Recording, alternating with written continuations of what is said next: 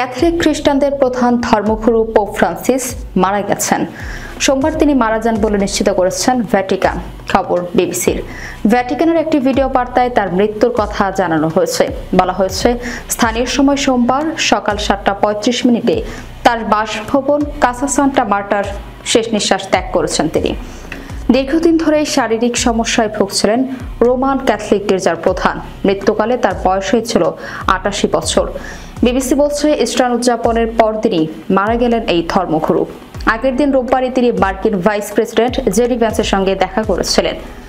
ভ্যাটিকানের television চ্যানেলে cardinal Kevin ফারেন বলেন, গভীর দুঃখের সঙ্গে আমাকে আমাদের পবিত্র ফাদার ফ্রান্সিসের মৃত্যুর কথা ঘোষণা করতে হচ্ছে।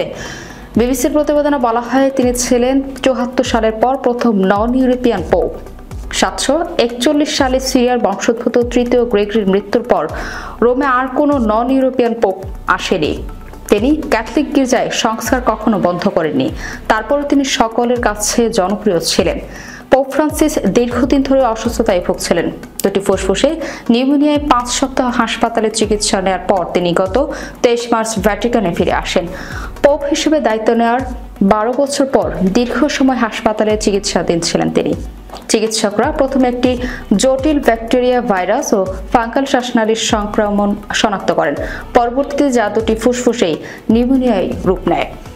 রক্ত পরীক্ষায় রক্তশূন্যতা, কম প্লেটলেট এবং কিডনি কার্যকারিতার প্রাথমিক লক্ষণগুলো ধরা পড়ে। যুবক বয়সে তার একটি ফুসফুসের অংশ অপারেশন করে বাদ দেওয়া হয়েছিল। গত 14 ফেব্রুয়ারি ব্রঙ্কাইটিসের তীব্র উপসর্গ নিয়ে তিনি রোমের জেমিলি বিশ্ববিদ্যালয় হাসপাতালে ভর্তি হয়েছিলেন।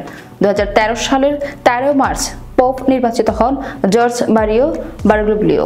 পোপ হিসেবে নির্বাচিত হওয়ার পর নাম পরিবর্তন করে রাখেন ফ্রান্সিস। আর্জেন্টিনার ওই ধর্মযাজক দরিদ্রদের প্রতি সহমর্মিতার জন্য বেশ পরিচিত ছিলেন। জাঁকজমকপূর্ণ জীবন খুবই অপছন্দ ছিল পোপ ফ্রান্সিসের। এমনকি পূর্বসূরীদের ব্যবহৃত অ্যাপোস্টলিক প্রাসাদের অলংকৃত বাসস্থানে কখনোই বাস করেননি তিনি। তিনি এমন একটি গির্জার দায়িত্ব গ্রহণ করেছিলেন যা শিশুদের যৌন নির্যাতন কেলেঙ্কারির জন্য বেশ সমালোচিত ছিল। সেই সাথে ভ্যাটিকানের আমলাতান্ত্রিক কোন্দলে জর্জরিত ছিল। গির্জায় শৃঙ্খলা ফিরিয়ে আনার একটি স্পষ্ট ম্যান্ডেট নিয়েই তিনি পোপ নির্বাচিত হন।